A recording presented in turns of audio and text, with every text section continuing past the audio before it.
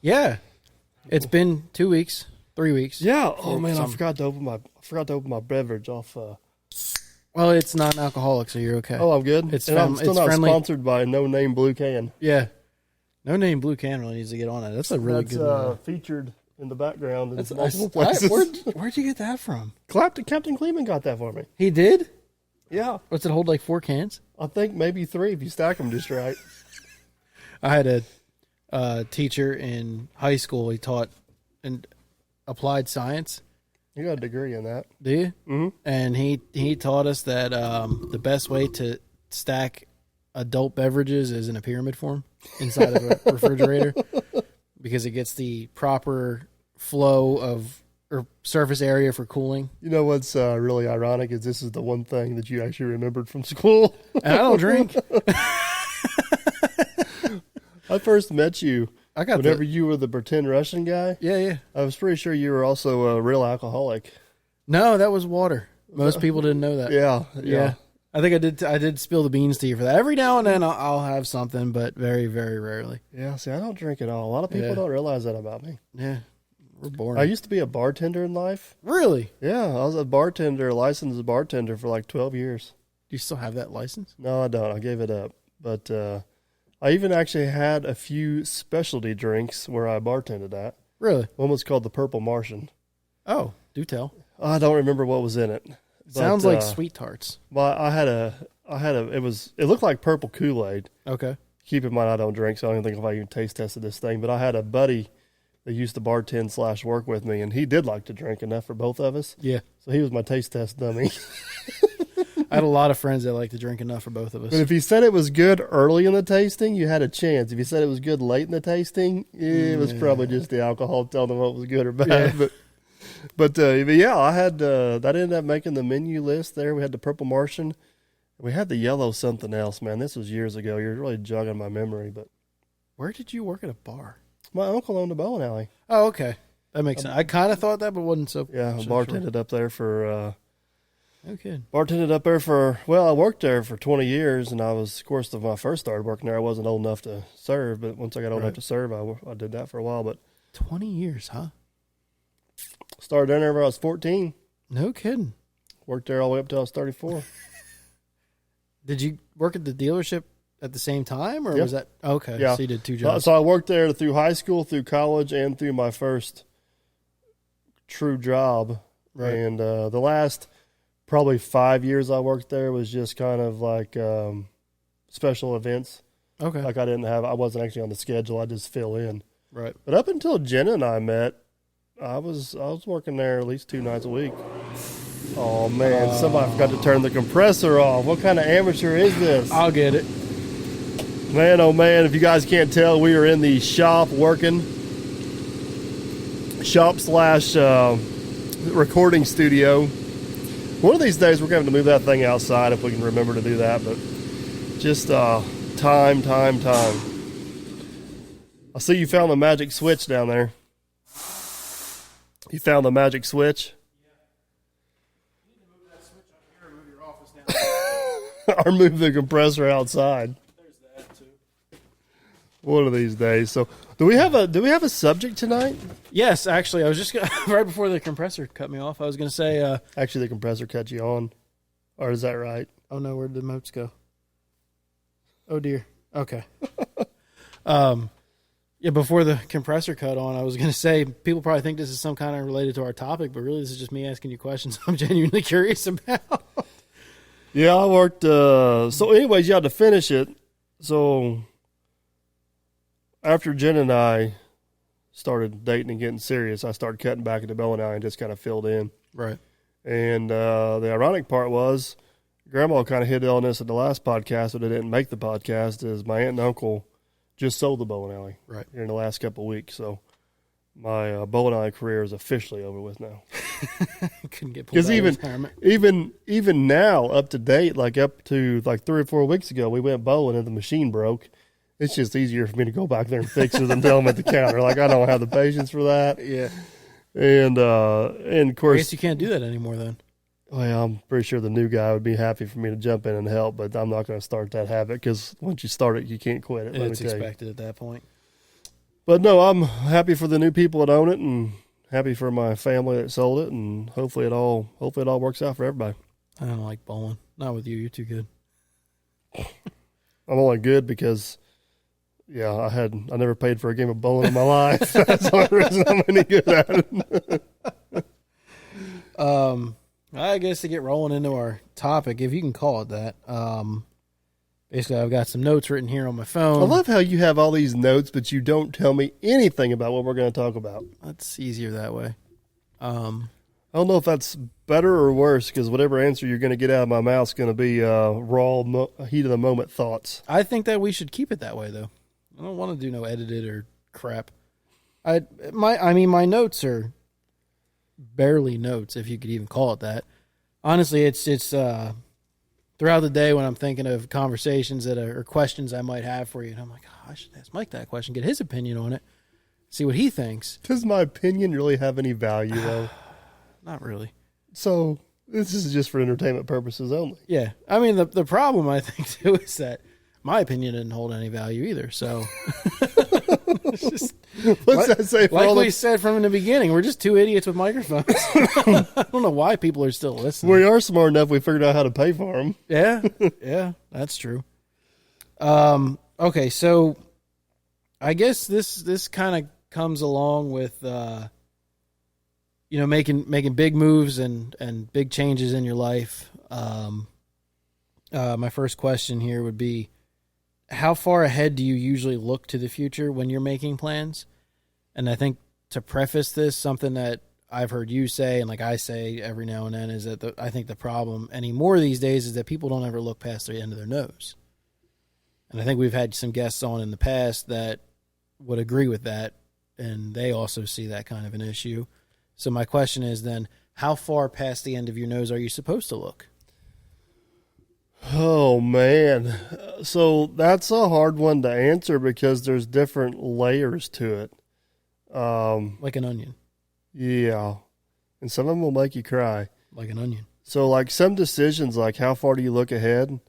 Like within an hour after eating breakfast, I'm trying to plan for lunch. So, that one I'm looking. That's terrible advice. I don't eat lunch.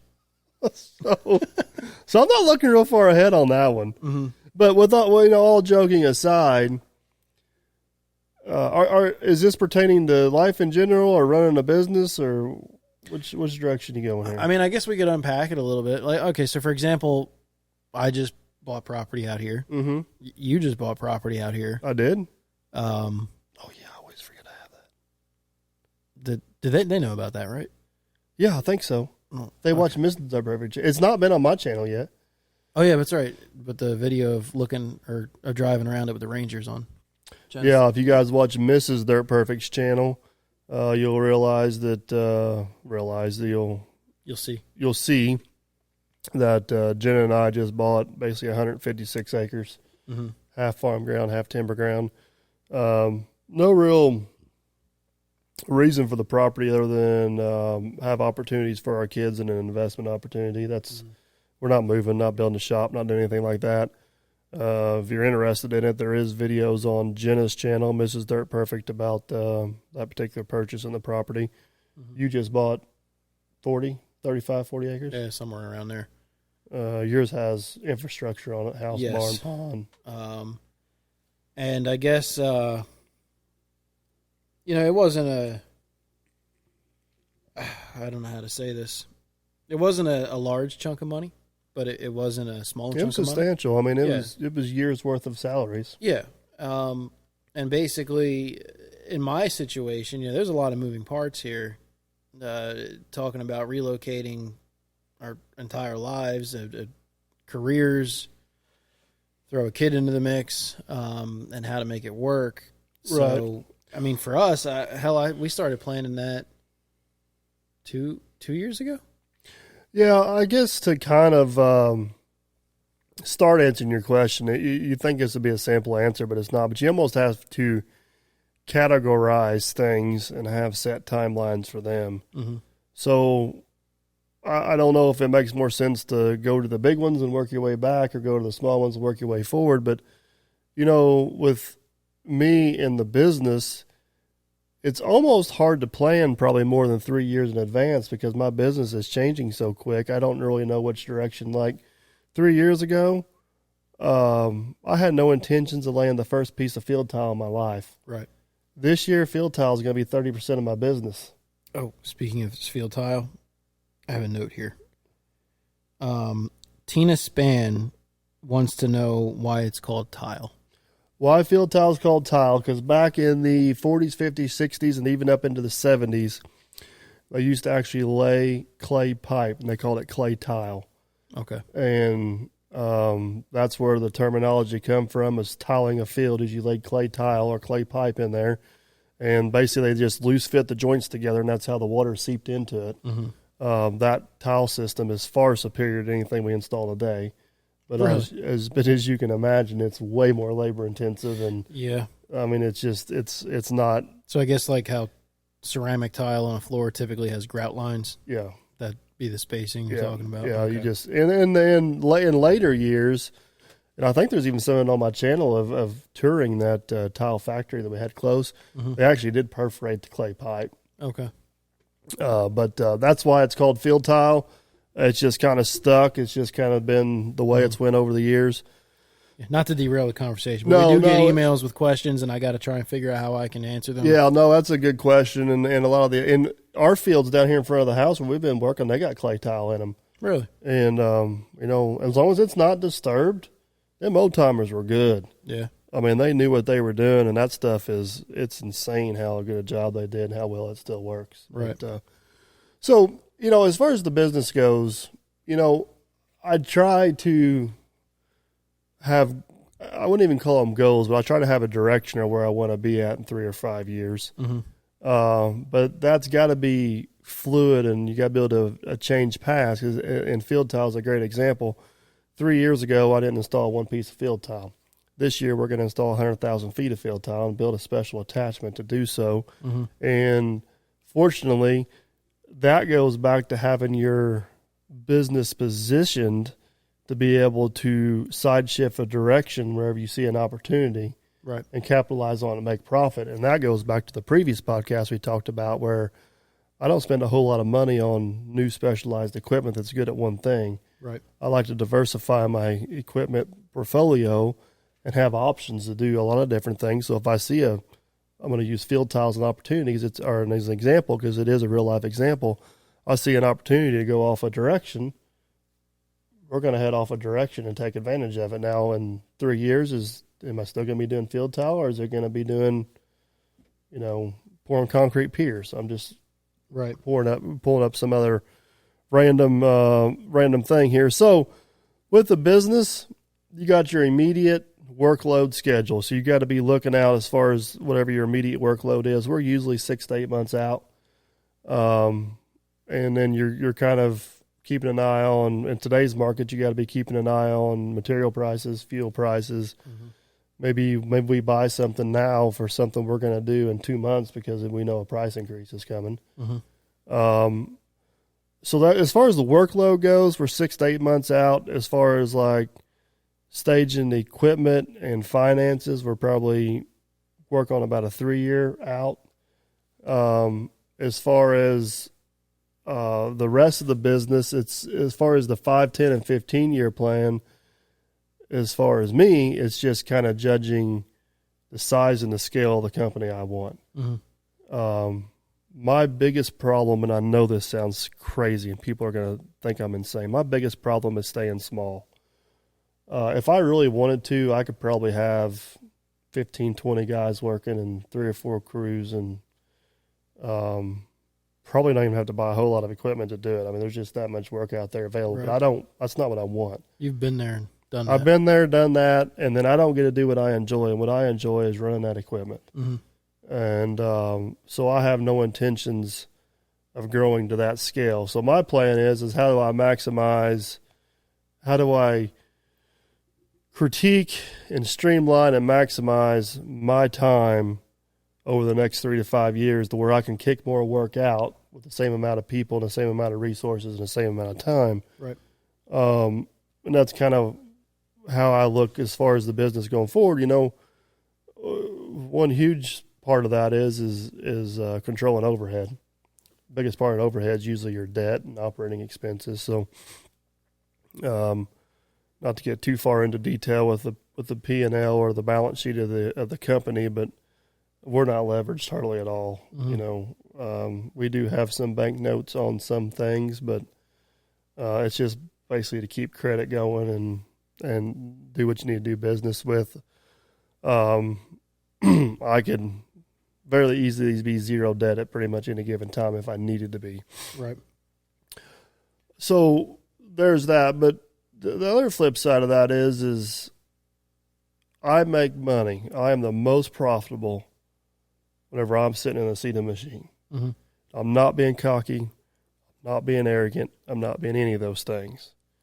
But people hire me, and there's very few people that can do what I do around here. So, and what makes me profitable is two things: the quality of work, which drives work, mm-hmm. availability of it, and the efficiency of what I can get it done. So me realizing what I need to do is to sit in that seat. Well, I get 15, 20 phone calls, emails, text messages a day wanting me to go look at this, go look at that, come over here, look at this. And you start taking yourself out of the seat of the machine for 3 or 4 hours a day to run around and look at jobs and do stuff like that. It's a double-edged sword. One, you got to be doing that because you got to keep work coming in. But two, wait a minute, I'm not sitting in that machine no more. And if I'm not sitting in it, either one, somebody's running it that's not as efficient as I am, or it's not running at all. So now you got a problem, right? Which is the worst. Right. And maybe we'll get into a whole other podcast at some point with Mr. Millennial about bidding jobs, but that's where Matt helps me become extremely efficient because he's weeding through all these job leads, mm-hmm. finding out which ones are legit potentials. And he may talk to a customer for 6-8 months, you know, trying to get the details on a job worked out, and we'll get it and go. And it's much more profitable for me to pay him a commission to bid jobs, right, than what it is for me to stop what I'm doing and go do that work. And so then you got the argument. Well, what if Matt screwed this up, and what if he's not as profitable as what you did? And there's jobs that I pull up on, I'm like, what the heck you thinking? But at the end of the day, we're probably still money ahead because I was making money while he was out doing this. We're still going to make money on this one. We're going to learn. We're going to move on and go to the next one. Mm-hmm. It washes out. So I'm kind of getting off subject here of the goals, but it also kind of fits into the thought process of is my goal over the next 5 years of the business is how to improve time management. I think is a huge part of that. So I guess to elaborate on that even farther, business kind of bleeds over into personal. I don't think anybody wants to be working their butt off when they're 60 or 70 to make payments and do stuff like that. No, I think that's pretty fair to say. So at some point, if you're doing what you're supposed to be doing and you're doing it right, you should be making enough money, and you got to be thinking about your kids' future, your future. Right. And, you know, either making investments or positioning yourself with however you want to see fit, crypto coins, stocks, bonds, lands, whatever. Mm-hmm. Whatever you need to do, you know, that's looking a good way down the road to kind of see what options and stuff are out there, you know. So basically, you have your short term plans and goals, then you have your, I don't even know what you would consider that, intermediate, I guess, and then your long term is your retirement and kids' lives, and so that would be like 15 to say 25 years ahead for most people. Right. I think one thing that may be worth noting is I think your short term and your intermediate goals or your intermediate plans don't need to be set in stone plans. Those plans need to have forks in the road. You need to be able to go left or right as needed. Did you read my damn list? No, I didn't.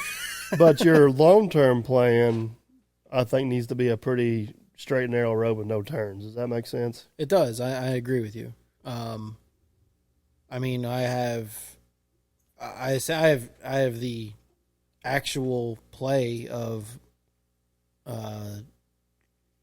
mine and my wife's retirement, written out already. And I would say that it does change from time to time, but I'll only change it for the better, basically. Right. I will not compromise on anything regarding it. But if I can find a way to enrich it, then I'll make the necessary changes for that, if that makes sense. Yeah, and I don't want to sit here and act like I do everything just perfect. There's probably, I could probably be doing more with investments.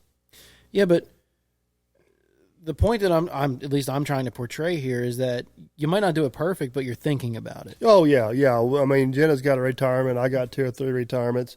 I consider this land investment a long-term investment. I mean, I have no intentions of doing anything with it for 10 or 15 years.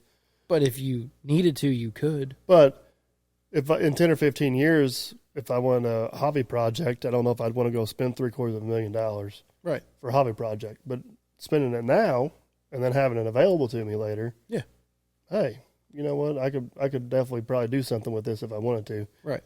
And my definition of retirement's not quit working. It's do what I want to, not what I have to. Similar. My definition of retirement is basically I want to be able to wake up and say, all right, I'm going to do this today, or I'm going to do that today, or I feel like maybe I'll see what Mike's doing if he needs a hand with something, or I don't want to have to set my alarm for 4:00 anymore and go, I got to go to work and I got to make employer money and I got X, Y, and Z that I've got to accomplish. And then when I get home from work, I still have to do this, that, and the other thing for, I want to kind of be in a position where I don't have to worry about bills. I don't have to worry about much of an income because I've spent a lot of time making it so I don't need to. Yeah, doing what you enjoy. So now, with all that being said, what most people may not know about me is as much as I like to plan and think ahead and have a big scheme of things, I'm also a figured out as I go guy. Yeah, you are. But there's a time and a place for that, and I don't think you're as much of a figure it out by the seat of your pants guy as a lot of people think you are. I think you're a look at it quickly and kind of visualize the end product. So you have the beginning and the end, and you just kind of fill the middle in. Yeah, I'm going to use YouTube for an example on this. Is so many people fall into the trap of I tried that, it did not work. Mm-hmm. And I think that is a horrible, horrible, horrible thing. And for YouTube, for example, you get so many people, they'll post 1 or 2 videos. It'll get hardly any views. Well, this is stupid. It ain't going to work. I'm done with this. Right. My first 5 or 6 videos I posted probably didn't even get 100 views. Mm-hmm. But whenever I decided to do YouTube, I was going to do it for 1 year. I feel like I needed to owe it to myself for 1 year to see if it was legit. And maybe I'm a little bit of an anomaly. I don't know. But, a month and a half, 2 months into it, I started catching some steam. And by the time I got to the year mark, we were moving pretty good. And things have continued to move pretty good. Mm-hmm. But apply that to other things. You get people that are going to go into the lawn mowing business and they mow one lawn and they're like, well, this is stupid. I only made $40 and got all this money invested and I'm out. Well, if you would have stuck with that for 6 months and you're mowing 10 lawns, and now you're making $400 every week, right? It's like, so to full circle this back around to I'm a figured it out guy. I think a more important part of that is twofold. Is one, whenever I make a decision, I do not look back. I do not second guess it. I made that decision. We're going to move forward. We're going to figure out how to make it work. It is what it is. Me and Jenna have this argument all the time because we'll spend 45 minutes making a decision, and then 2 hours later we're second guessing it. I'm like, no, that damn decision's over. We ain't talking about it no more. We're going on. Mm-hmm. Period. Yeah. Well, what if it's the wrong decision? Well, it's time to carry it out anyway. It's who gives a crap? It don't matter if it's the wrong decision or the right decision. We made the damn decision. We're moving forward. If it's the wrong decision, it's going to be a lesson. Yeah. It's, and the second part is you got to give stuff due time to play out. You got to put legit effort and time into it to gauge your results. You can't gauge your result on a small sample size, whether it's running a business or starting YouTube or maybe even investing in crypto coin or buying and selling gold. You gotta legitimately give it time to materialize and make a good decision on whether it is a good or bad decision. Right. So, so people are so quick to judge or so quick to jump on or off the bandwagon that I think they miss and piss away a whole lot of opportunities. There's something to be said about if you've got 10 hours worth of energy for the day, do you spend 10 hours on one thing and do it well, or do you spend an hour on 10 things and do them not well, kind of thing? I think I see a lot of that in people, especially, and the lawn mowing was a good example. A lot of people are like that, and they go out and they buy all this equipment, and they're like, oh, I'm going to be a landscaper, I'm going to make, and that the other thing, too, is unrealistic expectations. I'm going to make $50,000 a month cutting grass because Element P said it on YouTube that's what they make, and I ran the numbers in a perfect world, and like I could do it too. And then they go out and they give it a good effort, but they make $5,000. I see so many people, even here locally. I can think of 3 or 4 of them off the top of my head. They go out and buy 1 or 2 pieces of equipment. They're going to get in the excavating business. For the first year, they're all gung-ho. They're just really pounding them out. And then all of a sudden, they just disappear. And I know the newness wears off. And no matter how fun it seems like in the beginning, eventually it does turn into work. Yeah. But you can't stop putting the effort into it if you want the result. Right. It's like a lot of things in life. You get out of it what you put into it. Absolutely. And, I mean, I guess you're privy to some behind-the-scenes stuff with what I do, but I'll let you jump in this because I don't want to speak for myself, but there's a whole hell of a lot more goes on than what's seen on social media. Yeah. Absolutely. I mean, I put the time in. My family sometimes suffers, but it's the determination to succeed, move forward, make sure I am positioned for them long-term goals. And there's other people I know that run businesses similar to mine that are very successful. They don't put as much time into it as what I do, and they don't get as much out of it as what I do. Mm-hmm. So at the end of the day, it's a decision you need to make. How much are you going to put in to get out? I think an interesting point that you said that I want to elaborate on a little bit is, and this, I guess we're going to twist this into business for now. A lot of people who want to work for themselves, they want to work for, that's great. They do everything right, and they put all the effort in. But what they don't realize when they made all this planning, you're not talking about doing this for a year and that's it. This is lifestyle change. Yeah, this is a long-term investment. If you are going to run a business, if you're going to grow a business and be successful with it, you're talking 15, 20 years of your life. And I think they don't plan for that. Yeah, I've been in business for going on 17 years. And I've had some good years and I've had some bad years. But I'll be honest with you, I feel like I finally figured it out in the last 5 years. Mm-hmm. So 13 years of trying? Yeah, I mean, I'm not saying you didn't do well. The previous 13 years weren't total failures, but I feel like in the last 5 years that I don't want to use confident as the word, but I feel like I've got enough experience under my belt to be really. You got a handle on it. Yeah, I know if I make decision A, the result's going to be this. Right. I've been there and done it enough. I know if I go down this road, the result's going to be that, which helps you steer. You go down enough bad roads, you know what the good roads to take. Yeah. Which is back to the point of you make a decision to be self-employed, you better be in it for the long haul. You're never going to be successful. Exactly. Everybody wants to talk about these spin up over the night, overnight millionaires. And I'd say for every one spin up over the night millionaire, there is a million failed attempts. Exactly. Or there's a million guys that just do it the good old-fashioned hard way with just, determination and grit. Yeah. But as far as like, I'm going to categorize butterflies and be a millionaire, you have a better chance of winning the lottery. Right. When you make big plans or plan for big moves, do you tend to set rules or requirements along with them? So if I'm going to do A, then 1, 2, and 3 have to be met, and if they are not, then I am not doing A. I should, to be honest with you. Mm-hmm. But I don't. So a lot of my decisions based around equipment Mm-hmm.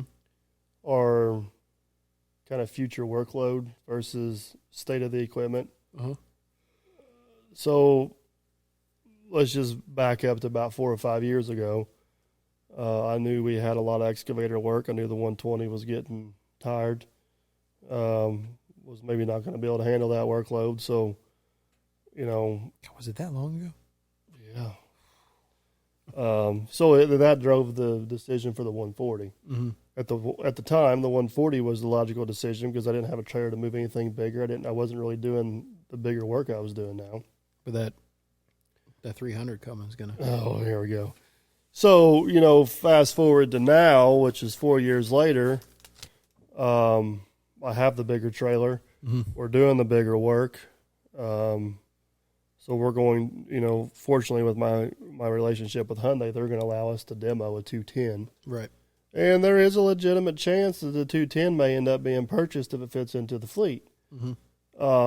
The criteria for keeping the 210 is basically demo it, see if we're comfortable enough to use it on some smaller jobs. The 120 is not going nowhere, but there is a chance the 140 would go somewhere. So I need to make sure that 210 is nimble enough to step back to do some of these bigger small jobs. Right. Where the 120's made its money. You need to make sure that the 210 can The 120 comfortably fill the 140 shoes. Right. The 120 can't be running 1,000 hours a year no more. It's right. that it's not that machine no more. Mm-hmm. Ironically, in the last 2 years, it's actually got more hours on it than the 140. Ain't that crazy? No, not really. We just changed oil in the 120 the other day, and I was looking at it. And last year, I put like 490 hours on the Volvo. Mm-hmm. I put 590 hours on the 120.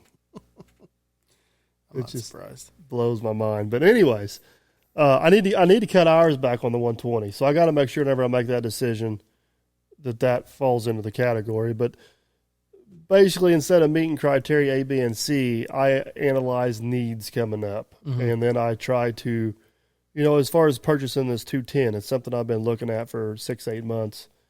Every time for the last 6 or 8 months, every time I do a job with the 140 or I do a job with the 120, I'm like, okay, if I had a 210, what would this job look like? What would the money look like on it? There's so much more goes into it. Right. What does transportation cost with permits? And it's heavier, so it costs more fuel to get there. It takes longer to chain down. I can't haul this into tighter spots.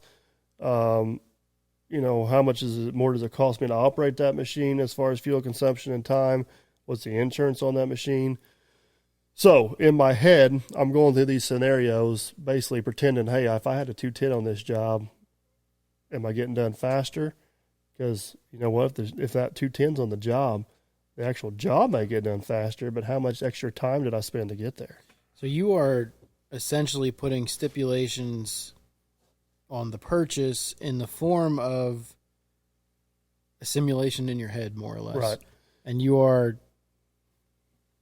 I guess, if you have enough simulations run through where it doesn't make economical sense for that purchase, then you just shoot it down altogether. Yeah. So whenever I bought the 140, I tossed around the idea of buying a 160 or 180, something I could haul at the time. And I looked at fuel consumption, looked at mode cost, looked at the extra cost of the machine. And with the types of jobs we were doing there, from what I was running through in my head, it made absolutely no sense to buy a bigger machine. Now, like I said before, times have changed a little bit. Now we're doing these different jobs. Well, now things change a little bit. So now I'm running those simulations in my head with a 210. And I still don't know what the answer is yet. I'm very, very, very fortunate. I'm not going to say I'm not. That I have an awesome relationship with Hyundai. And they're like, hey, let's send you one, let you demo it and see what you think. And if it fits, it fits. So I don't have to run simulations no more. I'll get the real life experience. Right. Our bread and butter is still a lot of these smaller in out real quick jobs. And it's, man, these 120s and 140s, they are so nimble. They're so nice. Even doing field tile work, that size machine is just phenomenal. Right. Awesome. So I don't know how that scenario is going to play out, but that's how I'm going to base my excavator purchase off of. I don't need three. I don't need a 120, a 140, and a 210. Everybody needs 3 excavators. Oh, I got 3 right now. I don't need a 4. So you're going to sell the Mini. I don't need a 4. So I need to. I'm playing those scenarios out now. Let's talk about Bubba Dumper. I don't know. Is it Bubba Dumper or Bubba Dump? You call it whatever you want. I'm asking you. I'll have to ask Jenna. She's the one that named it. I think she says Bubba Dump. Bubba Dump? Okay, so yeah. Bubba. I guess it's Bubba Dump if he's down. He's Bubba Dumper if he's up. According to Chris, it never drops. But, you know, that I don't want to say that was an impulse buy because it wasn't an impulse buy. I knew if I ended up with a 210 excavator that the next logical piece of equipment to have would be a haul truck. I would like to think that the reason you bought Bubba Dump is because I was in the comments saying that you were buying haul truck. I would like to think that I played it up on social media a little bit that Chris Let's Dig was about influence. And, you know, that's not really true. I mean, me and Chris are good friends, having a little fun on social media the way it is, but I'm not going to make a business decision off that. Right. I'm going to make a business decision off what's coming up. Now, I have been shopping for a haul truck in the background for 6-8 months. We were in Florida. This one showed itself, and I put a price on it.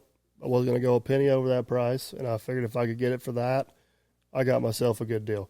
I mean, I bought it for $12,000 less than what it was listed on Machinery Trader for. So, you know, a guy could argue that the logical thing to do would be to buy a 210 excavator and then buy the haul truck. But you can fill the haul truck with the 120. Oh, I can just fine. I've loaded it with both excavators. Yeah. It works just fine. But I mean, you can't.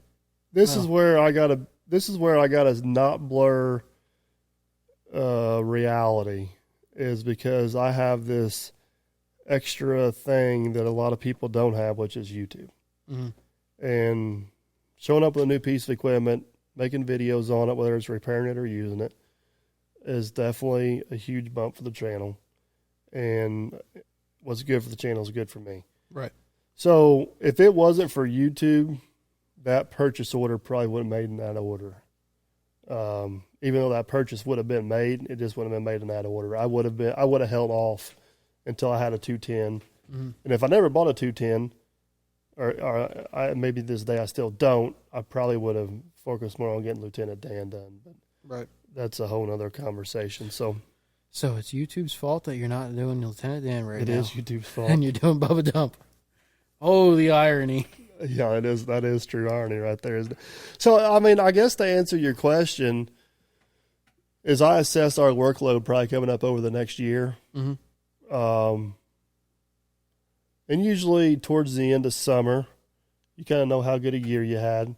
You kind of got an idea what's coming up next year a little bit, and you know how much money you may need to spend or not need to spend, and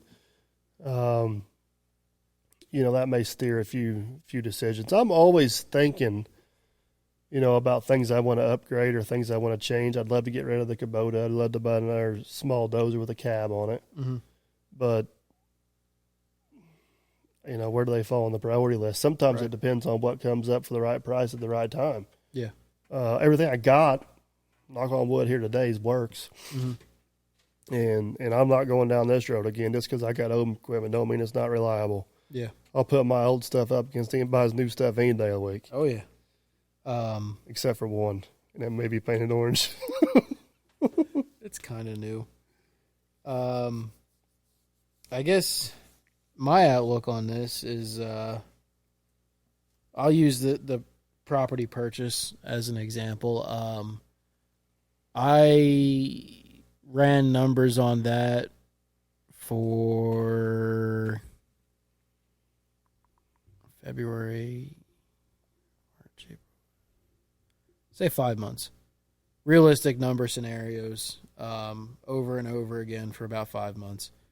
And if you ever get a chance to talk to my wife at some point, anybody listening, she'll vouch for me. And basically what I came up with is, okay, well, I know the purchase price. I've got a very good idea of what my salary would be down, in Indiana. And to connect these dots in a way that I'm comfortable, I need to put it was at least 18% down. I want to have X amount of money set aside in an account as an oh shit account. I want to have Y amount of money set aside for, say 6 months of running. And I want to have a job lined up. And, we've been able to check most of those boxes as we go. And I'm very blunt and honest with Ashton. And it's like, if we don't check all these boxes, it's going to have to wait. And at first she was kind of like taken back by that, but I think she realizes now, and it's my boxes to be checked are realistic, because I've run the numbers and I know that they're obtainable. I'm not setting ridiculous goals. We've gone over that, but I definitely have stipulations on big decisions that I tend to make. That's financially, as far as spending money on a house. It could go down as small as buying a new tool or a piece of equipment. That stupid Milwaukee PEX crimper is a perfect example. I bought that because I thought I was going to have a big need for it. Ended up not really having a need for it. And I'm not really overly worried about it because I had 2 people lined up to buy it off me before I even bought it. Yeah. So it's I guess covering your bases before you take the leap of faith on something. I don't know. That's how I tend to work. One thing I've kind of figured out, and it plays true with any big business decision, whether it's buying equipment or maybe changing directions or buying this property, is the thought of, let's just use Bubba Dump as an example. The thought of buying that is exciting and new and refreshing and, all that stuff. And sometimes it's easy to get caught up in the moment of that. Absolutely. So if you have that thought and then 2 weeks later you still have that same thought, maybe it is a decent thought. Maybe there's more to it than just the excitement of something new. Yeah, maybe think on it a little bit more. Right. So I'm that way a lot, and I'll use this property we bought as an example. I seen it go up for sale. I called them. Price was, $250,000 out of my price range. Mm-hmm. Yeah, like, man, if it's still there in 30 days, maybe I'll call them back and see what goes. So, of course, it's rolling around the back of my head. 30 days later, I drive by it one day, and it's still available. And I'm like, maybe I should call and see what's going on with that. Because the thought of possibly owning that still made a lot of sense in a lot of different ways. Right. 45 days goes by, and the realtor that has the property listed, which knew I was interested back in the day, she's like, are you still interested? And I think I might be. She goes, I think you need to put a reasonable offer in on it, and I think he's willing to sell. I said, all right. So I put in what I was able to pay. Mm-hmm. He accepted. So it went for, after we accepted, we had some survey issues and a few other things. And it took us like 5 days or almost 50 days to close on it. I remember that. That was stressful for you. And I knew I was making the right decision because I wasn't nervous about closing. Mm-hmm. I was wanting to get it closed for something went wrong when I didn't get it. Right. You know what I mean? And to me, that, like, I've bought a piece of equipment or two, and after I bought it, I'm like, what the hell did I just do? You know what I mean? But I never had that thought. Buyer's remorse. Yeah. Well, you know, I knew I made an emotionally rash decision versus an educated decision. But, you know, with that property, I was, you know, the longer it went on, the more nervous I went to wanting to get it closed because you don't know. Yeah. You know, somebody could walk by all of a sudden and give him the original because the offer I made on it was well under asking price. Right. And so is somebody going to show up out of nowhere with asking price all of a sudden and bump me out? Right. So if you're going to make a big decision, if you got the luxury of time to think about it for 2 weeks, let's just say hypothetically you're going to buy an excavator for your business. You don't have to buy the first one you can see. Just think about that excavator purchase in general, and then if it's still a good decision, then set you a budget and go look for a machine. Let's put a monetary value on it. So my note here is, how long do you think on these moves, and do you run scenarios to yourself, which we pretty much covered. But so let's just take the thing that you want is $50,000. Mm-hmm. The scenario would be that you are able to afford it, maybe not comfortably, and it is definitely something that could be profitable for you. About how long are you going to think you found one? You know, like something showed up, it's $50,000. How long are you going to sit there and think about it before you make the next step? So I shop, this may be a trade secret here, but I shop very weird. No. Color me surprised. So let's just say the one that comes to mind is buying the 850J. Okay. This was last year. So Matt picked up a couple pawn jobs, kind of the same scenario as the 120 versus the 850B. We're going to be putting a lot of stress on that machine. So Matt bid a couple pawn jobs. I should start there. So Matt bid several pawn jobs. And I got to thinking in my head, well, if we get these pawn jobs, it's going to be a lot of work for the B. Maybe we need to be getting a plan together to buy a different dozer. Mm-hmm. So whenever Matt told me he was bidding all these jobs, I'm thinking, well, I need to figure out first off, if I bought a different dozer, what would I get? And it came down to two different machines. There's a D6R or an 850J. Okay, so what's my budget need to be? Like what can I get for what money? Mm-hmm. And it became real apparent that I was going to need to spend about $70,000 or $80,000 to get a decent machine, either a D6R or an 850J. Mm-hmm. Okay, so now I'm in my head. If Matt gets one of these pawn jobs, we're just going to do it the 850B and be done. If Matt gets two of these pawn jobs, we need to be at least having a backup plan for the 850B. Like, I don't know if I want to spend money on a new dozer, but I want to maybe see if I can't find another cheap 850B or just have something available to us. Third scenario, Matt gets all three of these pawn jobs. We're going to spend $80,000 on a dozer. We're going to find one. Mm-hmm. So 2 months go by. I'm still kind of loosely shopping for dozers, just seeing what's out there. I'm not making phone calls, not looking to purchase anything. Window shopping. Just watching the market on these dozers. Watching the market on these dozers, kind of confirming my budget's good. And then I'm also working about what am I going to do to finance this? How much money am I want to put down? How much money am I going to finance? Yada. So, you know, that carries on down the road. Well, Matt gets all three pawn jobs. We need a dozer.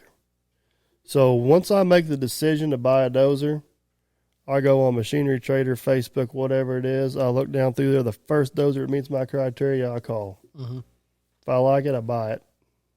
You know, at that point, the decision's made. And I buy a lot of equipment sight unseen.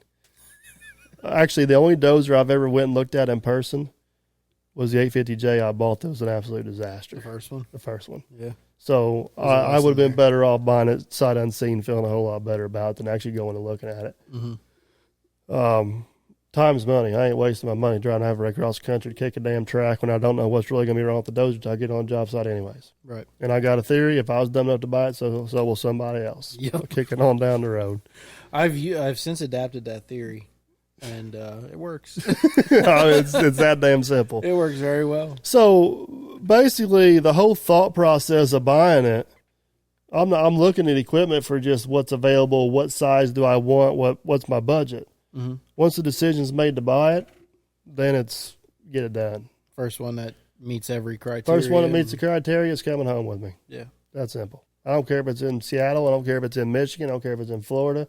I don't care if it's in Texas. Mm-hmm. I don't care if it's 2 hours up the road at CNC Equipment. Right. You know, it's a done deal. So, you know, the whole, and it was kind of that way with Bubba Dumper too. Bubba Mm-hmm. Dump is, if I was going to get a haul truck, 25 to 30 ton, $30,000 to $40,000, good running order. You know, I didn't want to have to get too carried. I wanted good bones. I knew at that budget I was going to be buying problems. Right. There's no way around it. Yeah, but you want to know what problems you're buying. Right. You get to pick and choose at that point. And I'd knocked $5,000 off that because it was an auction truck, you know, Mm-hmm. and it met all the criteria. I thought about it for 6-8 months, you know, window shopping, making sure I was making the right decision. Boom, here it is. Right. So I don't know. I go about it probably a lot different than most people. That's about how I go about things. So, It, but again, we're just two idiots with microphones.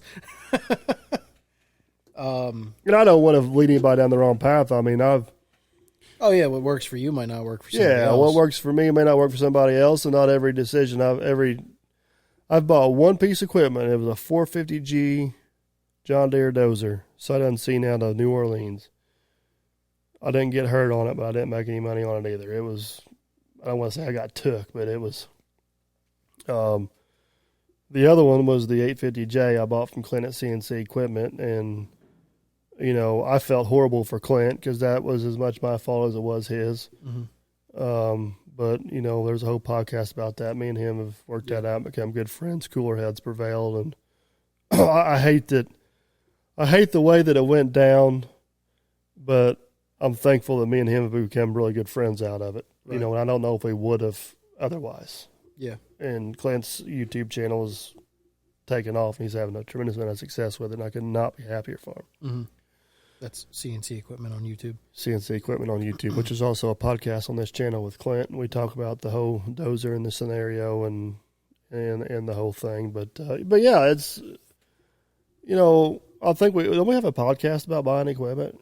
We do. I just It's where you talk about your trade secret of the battery hold down. yes, that's right. It's got a battery hold down. It's a good piece of equipment. That's right. I use that actually now. And, It's if somebody took enough care of that piece of machinery to keep the battery hold down on it, they took care of everything else. that's right. I can promise you. Mm-hmm. I can promise you.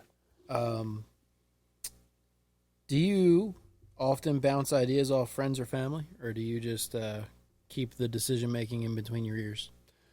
No, family not so much because my family's all self-employed. We covered this a little bit with Grandma's podcast, I think, didn't we? Mm-hmm. And they're all in just totally different stuff than what I'm doing. Right. Whenever my grandpa was right, Grandpa's got dementia now. Whenever he was in his prime, business-wise, not equipment purchases, but just business-wise, I'd bounce some ideas off of him.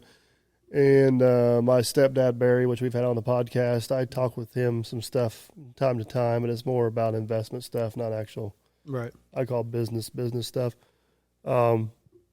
As far as like equipment purchases and stuff, first rule is don't tell Jen until after it's purchased. Obviously. Because you'll never buy anything. Mm-hmm. Because we'll have to be a woman and talk about it forever.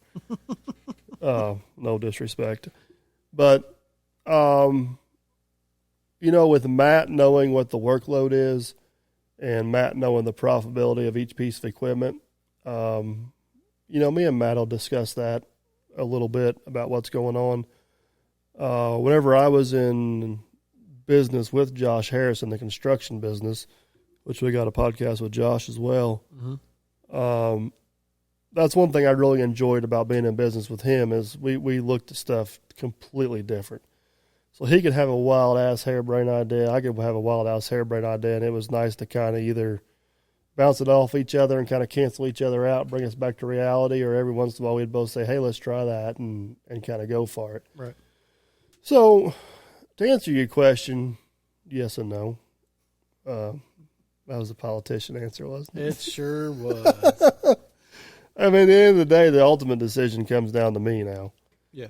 But I guess, do you like to brainstorm on your own, or do you like to brainstorm with other people? I brainstorm on my own. So basically, let's just use the 210 excavator possible purchase as an example. I'll tell Jenna I'm getting ready to buy one, so if she sees $200,000 missing out of the account, she at least knows where it went. Mm-hmm. She won't know when it's going to happen, though.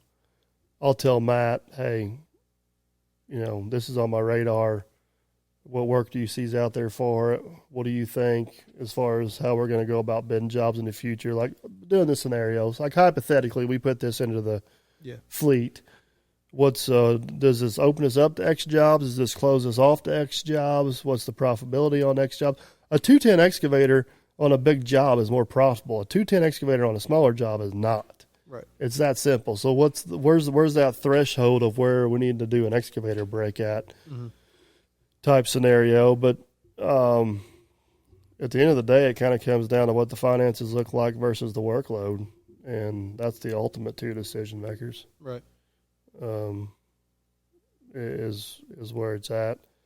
Bubba Dump was not bought at the most opportune time, coming out of winter, low cash flow, going into tax season, yada, yada, yada. But then again, see an opportunity, you kind of got to jump on it. So right, it is what it is. So I've got, well, I'd say two, depending on what it is. Everyday things, I've probably got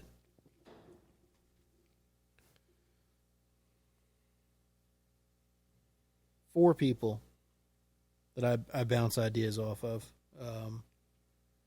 One of them is Brandon. He's been on my channel before. He's one of my best friends, if not my best friend. I tend to bounce a lot of ideas off you. We tend to think a lot alike, so sometimes that helps, sometimes it doesn't. I'm not shouting opinions. No. I have a good friend. His name's Jason. At some point, I'd like to have him on this podcast, and his wife. I value his opinion. He's a very, very, very level-headed person. And he's really good at seeing a lot of different angles that I'd never thought of. And I bounce ideas off my wife. She's not like Jenna in that sense. If we make the decision that we're going to make X move or X purchase or something like that, and she's on board with it, I mean, it happens now. Yeah. There is no... Jenna just, she has very little interest in the business as long as it makes money and I'm out of her hair. She just kind of which I'm very fortunate she lets me do. Because I'm honestly, at this point, I'm living my dream. Oh, yeah. Playing with big boy toys in the sandbox. I mean, what more can I ask for? So right. As long as she can keep cashing a paycheck from the company account every week, she pretty much stays off my butt a little bit. Mm-hmm. And, as far as financially, she's technically part owner of the business, but she's not financially obligated to do anything to the business. So she's got her own job, her own thing. So. Oh yeah, and I meant that as absolutely no disrespect. Yeah, no, it's total. Yeah.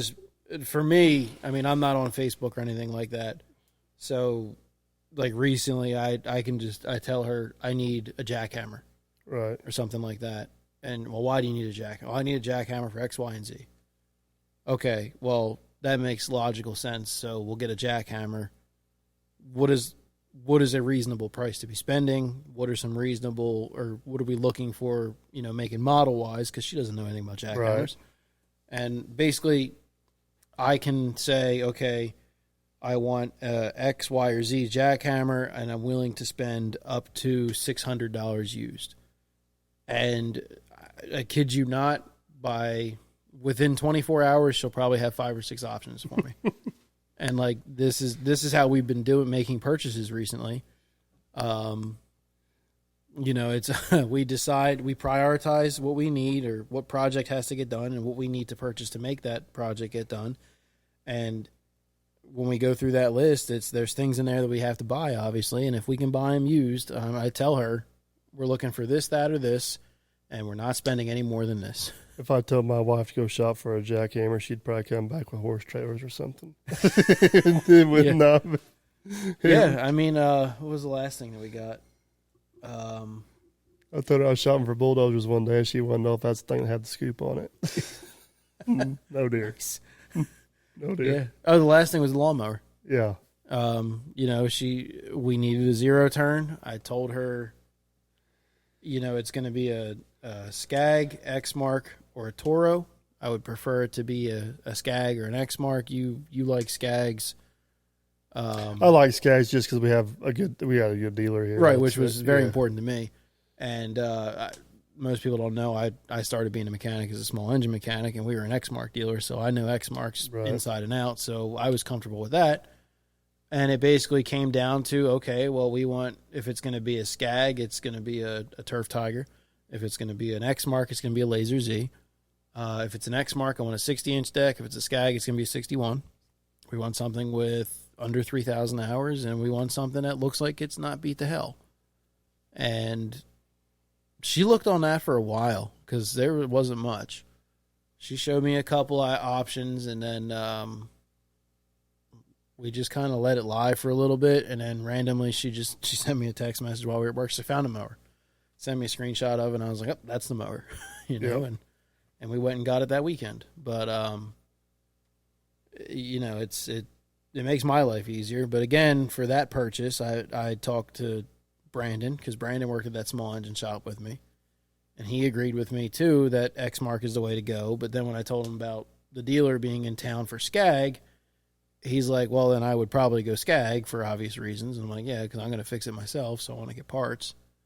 And I talked to you about it, got your opinion, because, you're more familiar with the area around here. We just lost our video, didn't we? Yep, we just lost our video feed for people watching on YouTube. That's all right. We're getting ready to wrap her up anyway. Yeah. So I talked to you about the terrain that we'd be out here and what your experience was with Skag, and then I didn't need to talk to Jason for that one. And talked to Ashton, and she found it. And long story short, we unloaded the lawnmower today. Yeah, put the deck back on, and you actually cut the grass a little bit. Well, I'm 10 feet. That's more than I cut. Well, with all that being said, hopefully that helps you guys out a little bit on kind of our thought process of. I got one more point here to wrap it up. Okay. All right. How much of your planning or your planning strategies would you credit to being where you are today? I'd like to say a lot, but I think it'd be a lie. I'd say it's 50% planning and 50% work ethic. I could agree with that. Is probably how I think those are probably the two most important things. Is if I think Logger Wade's proof of this. And I don't mean this in the wrong way, and I think you'll understand this. I know what you're going to try and say, because I would agree with you. Hard work can overcome a lot of bad decisions. Yes. If you just keep trying. Or hard work can overcome a lot of bad planning. Yeah. But good planning can make that a lot easier. Yes. I would like to say that almost none of my planning skills have got me where I am today. I've gotten to where I am today by not giving up, a lot of dumb luck, and a lot of help from people around me. But I am hoping to make the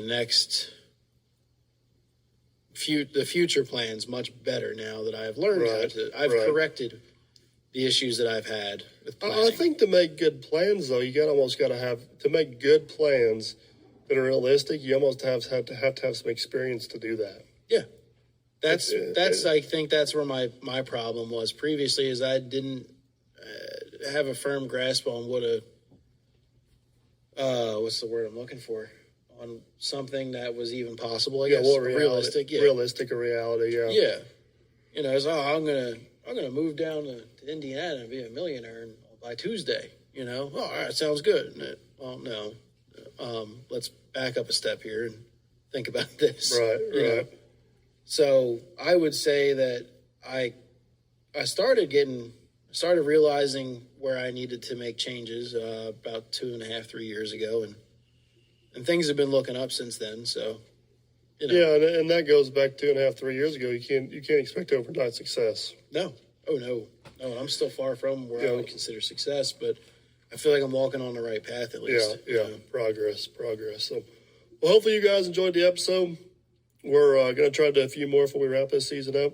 Yeah, and this one will probably be after our live feed. Yeah, hopefully, for sure. See what happens.